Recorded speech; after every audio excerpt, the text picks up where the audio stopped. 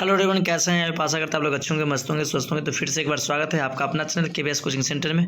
उम्मीद करते हैं कि आप नए होंगे तो लाइक से कमेंट कर लेंगे। अगर क्लास 10th में मैथ्स पढ़ना चाहते हैं तो 7 बजे से हम लाइव रेगुलर आते हैं और 7 बजे आप जुड़ सकते हो। ठीक है, मेरे से नहीं। पहला क्वेश्चन है SST की और हिस्ट्री की। पहली प्रश्न है राष्ट्रवाद क्या है। समझे, 100 बार पूछा गया प्रश्न एग्जाम में। ठीक है, तो राष्ट्रवाद एक ऐसी भावना है जो किसी विशेष भौगोलिक, सांस्कृतिक की याद सामाजिक परिवेश में रहने वाले लोगों के बीच एकता की भावना का वाहक बनाती है। समझे, राष्ट्रवाद एक ऐसी भावना है जो किसी विशेष भौगोलिक किसी भी भौगोलिक एरिया में सांस्कृतिक याद सामाजिक परिवेश में रहने वालों के बीच एकता की भावना का वाहक बनाती है। ताकि आप समझ गए होंगे। और 2 नंबर वाली प्रश्न है। नेक्स्ट क्वेश्चन है मेजनी कौन था। मेजनी मुख्यतः एक साहित्यकार था, लेकिन उसे राजनीतिक से भी प्रेम था। मेजनी मुख्यतः एक साहित्यकार था, लेकिन उसे राजनीतिक से भी प्रेम था। वह कुछ दिनों तक एक क्रांतिकारी और गुप्त संगठन कार्बोनरी से जुड़ा रहा था, लेकिन वह गणतंत्र में विश्वास रखता था। कौन? मेजनी। समझे, तो मेजनी मुख्यतः एक साहित्यकार था, लेकिन उसे राजनीति में भी प्रेम था। वह कुछ दिनों तक एक क्रांतिकारी और गुप्त संगठन कार्बोनरी से जुड़ा रहा, लेकिन वह गणतंत्र में विश्वास रखता था। चलिए नेक्स्ट प्रश्न है, क्वेश्चन नंबर 3। जर्मनी के एकीकरण के बाधाएं क्या थी। तो जर्मनी के एकीकरण के अनेक बाधाएं लिखी थी। वह लगभग 300 छोटे बड़े राज्यों में बटा हुआ था। इन सभी राज्यों में प्रमुख अपनी सोच थी। धार्मिक और जातीय रूप से भी एक नहीं थे। समझे, ये प्रमुख बाधाएं थी उसकी।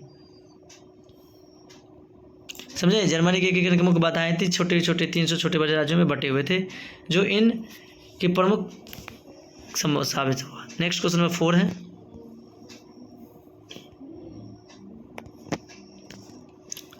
मेटरनिक युग क्या है। तो मेटरनिक ही पुरातन व्यवस्था का एक समर्थन था। नेपोलियन द्वारा स्थापित एकता उसे पसंद नहीं थी। इटली पर अपना प्रभाव जमाने के लिए उसने उसे कई राज्यों में विभाजित कर दिया। इसी युग इटली पर अपना प्रभाव जमाने के लिए मेटरनिक युग कहा जाता है। ठीक है, इसी युग को क्या कहा जाता है? मेटरनिक को प्रभाव जमाने के लिए मेटरनिक युग कहा जाता है। ठीक है मेरे शेर नहीं। तो उम्मीद करते हैं कि आप मेरी बात समझ पा रहे होंगे। चलिए नेक्स्ट क्वेश्चन पढ़ेंगे, क्वेश्चन नंबर 5, मोस्ट VBA प्रश्न।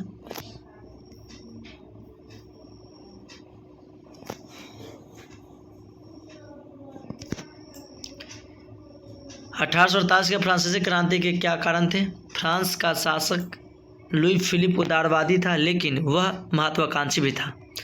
उसने 1840 ईस्वी में गीजो को प्रधानमंत्री नियुक्त किया था। किसको? गीजो को प्रधानमंत्री नियुक्त किया था, जो कट्टर प्रतिक्रियावादी था। राज्य में वह किसी भी सुधार को लागू करने के पक्ष में नहीं था। राजा लुई फिलिप भी अमीर का साथ पसंद करता था। उसे पास कोई सुधार आत्मविश्वास नहीं था।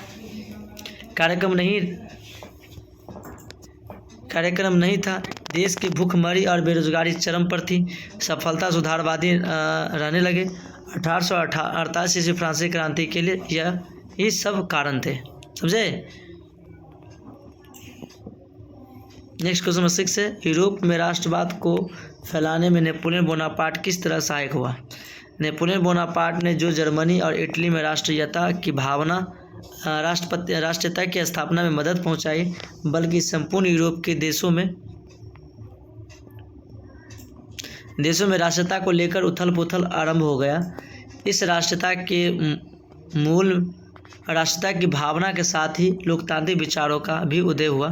हंगरी, बोहीमा तथा यूनान में स्वतंत्रता आंदोलन ही इसी राष्ट्रवादी का परिणाम था। इसी आंदोलन के प्रभाव के कारण उस्मानिया साम्राज्य का पतन हो गया।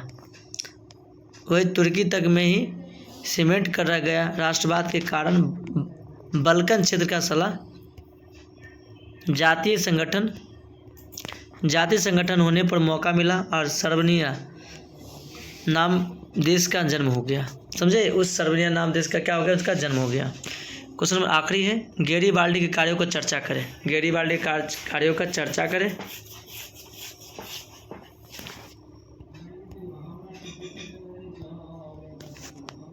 गैरिबल्डी सशस्त्र क्रांति का समर्थन था। वह इटली के रियासतों का एकीकृत करके इटली में गणतंत्र की स्थापना करना चाहता था। वह मैजनी के विचारों को मानता थी, किंतु बाद में काबुल के प्रभाव में आकर संवैधानिक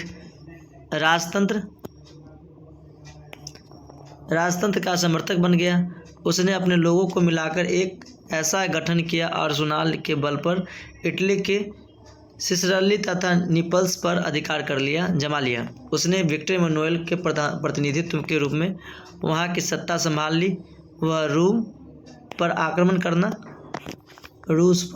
आक्रमण करना चाहता था, लेकिन काबुल के कहने से उसने यह योजना त्याग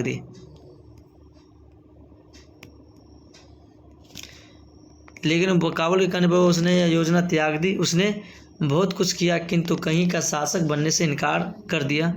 त्यागी से विश्वास में उसकी प्रशंसा हो गई। तो thank you first of all everyone, bye bye tata. अगर आप मेरी बात समझ पा रहे होंगे तो बेस्ट ऑफ लक, ठीक है। मेरे से नहीं, अगर आप मैथ्स पढ़ना चाहते हैं लाइव क्लास तो डेली लाइव में आते हैं हम 7 बजे, ठीक है। Thank you first of all everyone, bye bye tata. मिलते हैं नेक्स्ट वीडियो के साथ।